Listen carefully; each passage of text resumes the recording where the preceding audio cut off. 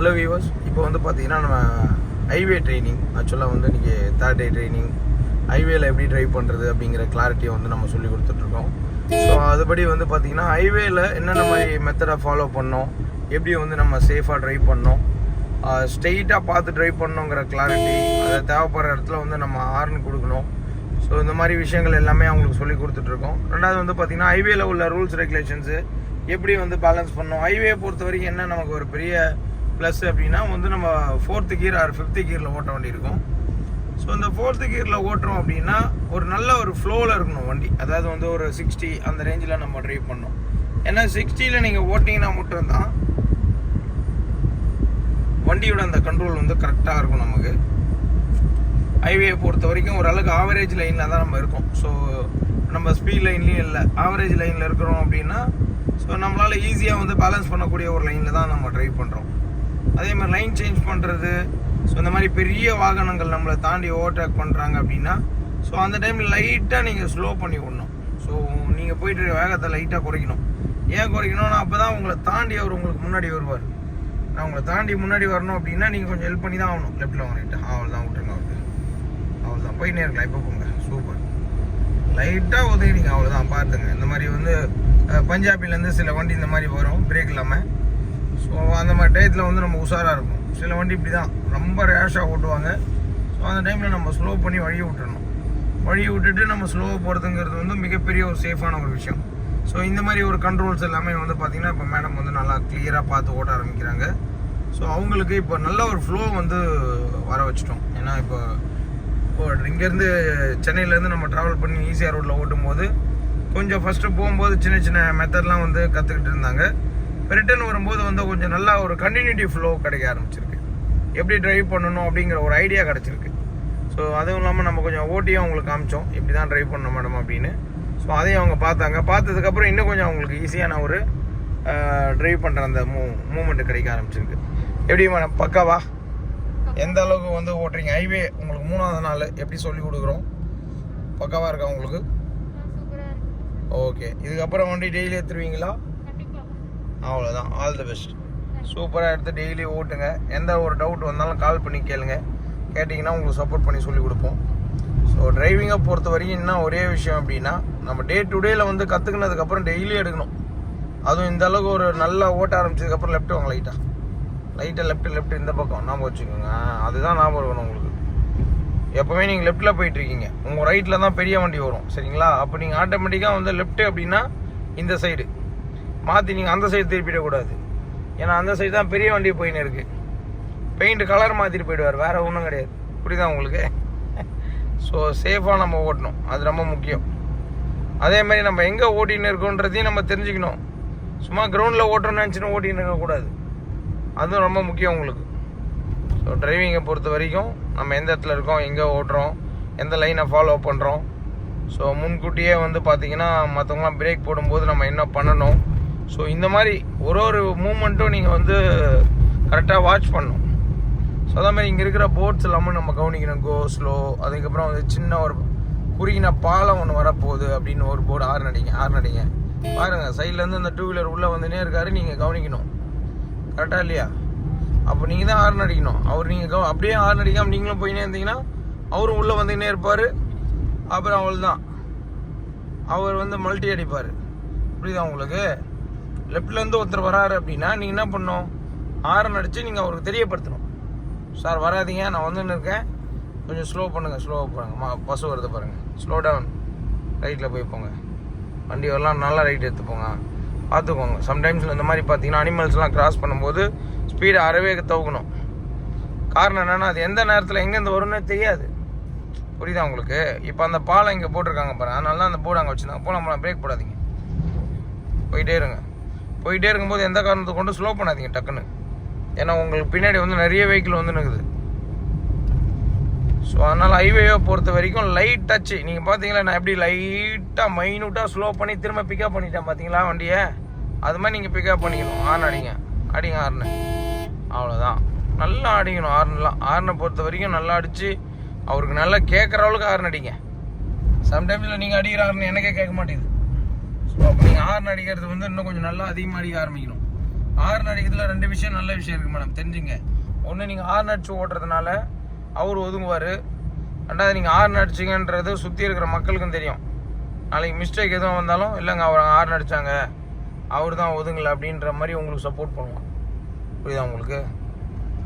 So இதெல்லாம் தான் வந்து பார்த்தீங்கன்னா இந்த ஹைவேயில் நீங்கள் தெரிஞ்சிக்க வேண்டிய விஷயம். அதே மாதிரி பாருங்கள், லெஃப்டில் விபத்து பகுதி மெதுவாக செல்லவும், ஆக்சிடென்ட் ஜோன் ஸ்லோ டவுன்.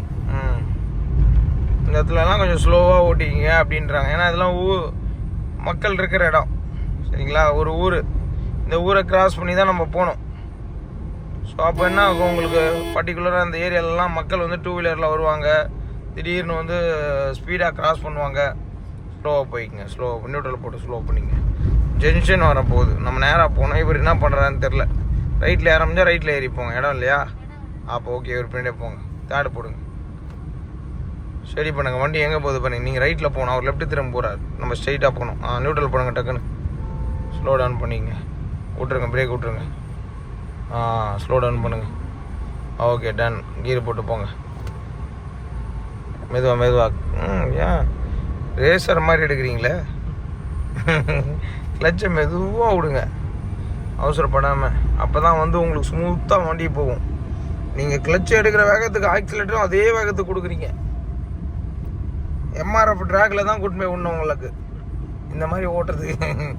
ஏன்னா அங்கே தான் கிளச் அப்படி வேகமாக விடுவாங்க, ஆக்சிலேட்டரும் அதே வேகத்தில் மிதிப்பாங்க, சர்ன்னு கிளம்பும் வண்டி ரேஸ்லேருந்து. அது மாதிரி கிளச்சை நீங்கள் விடுற வேகத்துக்கு ஆக்சிலேட்டரை போட்டு ஒரு வாங்கி தடுத்திடுறீங்களே. கிளச்சை மெதுவாக ரிலீஸ் பண்ணோம் மேடம், ஞாபகம் வச்சுங்க. அப்போ தான் வந்து பார்த்தீங்கன்னா வண்டி ஸ்மூத்தாக கிளம்பும். ஏன்னா இப்போ நீங்கள் நல்லா ப்ராப்பராக கற்றுக்குறீங்க, அதனால் சார்னு எடுக்கிறீங்க. அவங்களாம் கற்றுக்கல, அதை மைண்டில் வச்சுங்க. அவங்களாம் நம்ம சென்னை ட்ரெயினர்ஸில் வந்து இன்னும் ஜாயின் பண்ணி கற்றுக்காதவங்க, சரிங்களா?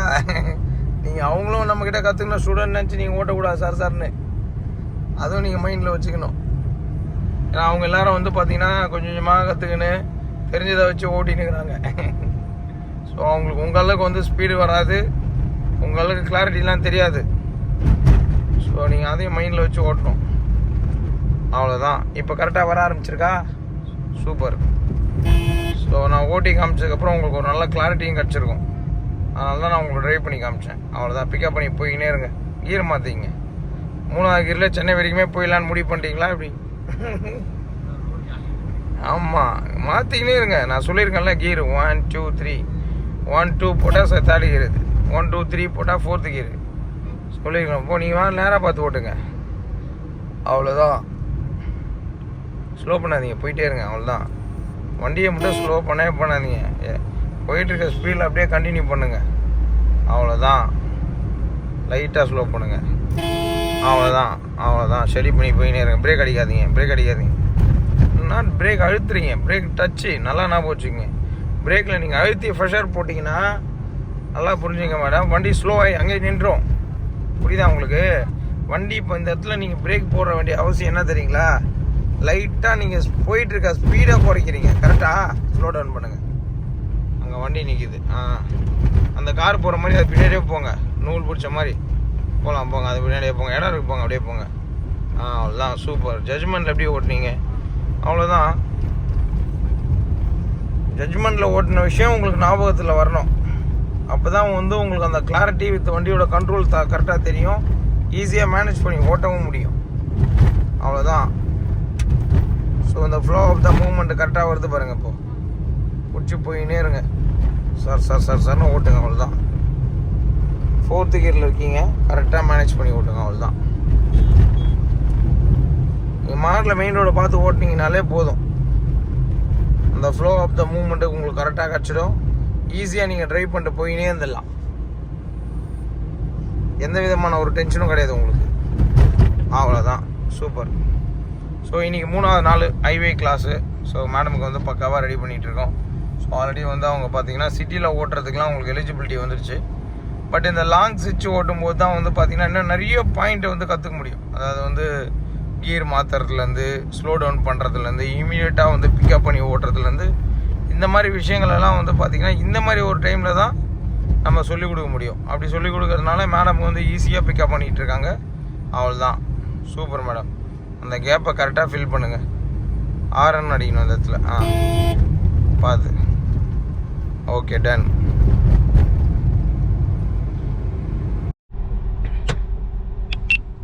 ஸ்லோப் கண்ட்ரோல் எப்படி வந்து பேலன்ஸ் பண்ணுறாங்க மேடம் அப்படிங்கிறத சொல்லி கொடுத்துட்ருக்கோம். ஸோ ஸ்லோப் கண்ட்ரோலை பொறுத்த வரைக்கும் ரொம்ப சிம்பிள் மெத்தடு கரெக்டாக ஃபாலோ பண்ணணும். ரொம்ப எக்ஸலேட்டர் கொடுக்காம லைட் ஃபெதர் டச்சு. இங்கே லெஃப்ட் எடுக்கணும், லைட்டாக கொடுங்க, அப்படியே போட்டோம். இங்கே லெஃப்ட் எடுக்கணும், நான் வச்சுக்கோங்க. ஸ்லோவாக லெஃப்ட் எடுக்கணும், லெஃப்ட் ஹேண்ட் ஸ்லோவாக ஸ்டடி பண்ணி. Yes madam, super. ஸோ ஸ்லோப்பை பொறுத்த வரைக்கும் இப்போ நல்ல ஐடியா கொடுத்து அவங்களுக்கு சொல்லி கொடுத்துருக்கேன். ஸோ அதனால் ஸ்லோப் கண்ட்ரோல் வந்து ஈஸியாக பண்ணிட முடியும் அவங்களால.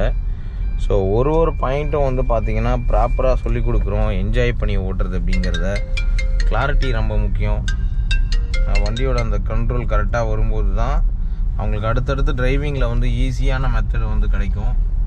ஸோ பக்காவாக சொல்லி கொடுத்துட்ருக்கேன். இப்போ பார்த்திங்கன்னா தெரியும், இது வந்து ஒரு ஃப்ளைஓவரில் நம்ம இறங்கி ஏறும்போதும் சரி, ஒரு சபைக்குள்ளே இறங்கி ஏறும்போதும் சரி, இந்த மாதிரி ஒரு விஷயங்கள் வந்து கண்டிப்பாக நம்ம ஃபேஸ் பண்ண வேண்டியிருக்கோம். என்ன அப்படின்னா, ஒன்று சபைக்குள்ளே இறங்கி ஏறும்போது ஒன்று டவுன் ஹில்லு, அதுக்கப்புறம் அப் ஹில்லுன்ற மாதிரி இருக்கும். ஸோ இதில் வந்து பார்த்திங்கன்னா மேலே ஏறும்போது ஆக்சிலேட்டரோட லெவல் வந்து ஓரளவுக்கு ப்ரெஷர் கொடுத்துட்டே இருந்தால் மட்டும்தான் வண்டி வந்து ஈஸியாக இறங்கி ஏறும். ஸோ அந்த விஷயம் வந்து இந்த இடத்துல நம்ம நல்லாவே பார்க்க வேண்டியிருக்கும். கொஞ்சம் ரைட்டில்.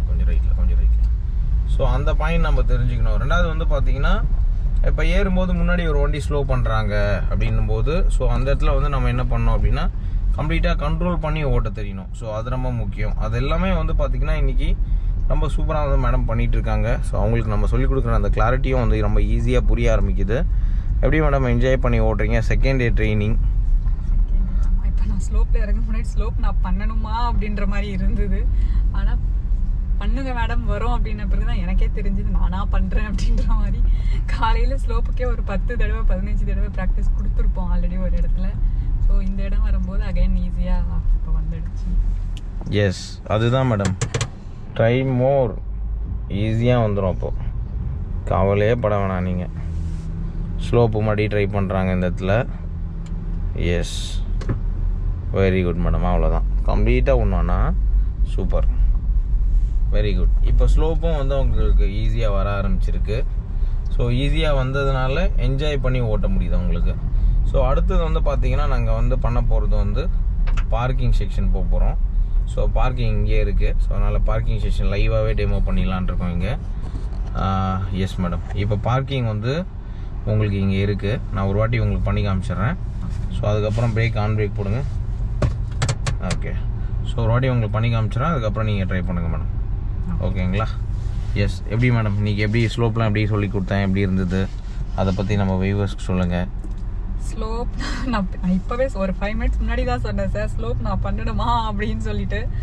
மற்றதே இன்னும் எனக்கு கொஞ்சம் தடுமாட்டமாக இருக்குது அப்படின்ட்டு. இல்லை மேடம் நீங்கள் பண்ணுங்கள், சென்னை கார் ட்ரைனர்ஸில் ட்ரைனிங் எடுத்துகிட்டு நீங்கள் ஸ்லோப் பண்ணாமல் இருக்கலாமா அப்படின்னு சொல்லிட்டு தைரியமாக இறங்க சொன்னார். இப்போ எனக்கு ஸ்லோப் பண்ணுறதுக்கு ரொம்பவே ஈஸியாக இருக்குது. எந்த பொசிஷனில் நீ பேக் வாங்குதுன்னா உடனே வந்து நம்ம என்ன பண்ணணும், லைக் பிரேக் போட்டுட்டு ஹேண்ட் பிரேக் எடுத்து விட்டுட்டு அகைன் நம்ம ஆக்சிலேட்டர் கொடுத்தா மூவ் ஆகிடும். ஃபார்வேர்டில் போகும், பேக்வேர்டில் போகாது அப்படின்ற கான்செப்ட் ரொம்பவே புரிஞ்சுது.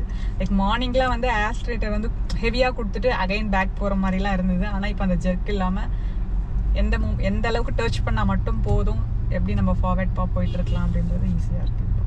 சூப்பர் மேடம், எடுத்து காமிக்கிறீங்க. அடுத்து பார்க்கிங் ஸ்டேஷன் போயிடுவோம். Good morning. சண்டே மார்னிங்கில் எல்லாம் கூலாக இப்போ தான் எழுந்திருப்பீங்கன்னு நம்புகிறேன். ஸோ என்னோடய பர்சனல் எக்ஸ்பீரியன்ஸை இப்போ நான் ஷேர் பண்ண போகிறேன். ஸோ 1 வீக் நான் ஆல்ரெடி என் வீடியோஸ் எல்லாமே சொல்லியிருப்பேன். 1 வீக் முன்னாடி தான் நான் என் கார் எடுத்தேன். ஸோ அப்போ எனக்கு சுத்தமாக எனக்கு டிரைவிங் கிடையாது. டிரைவர் தான் எடுத்து வந்து வீட்டில் விட்டார்.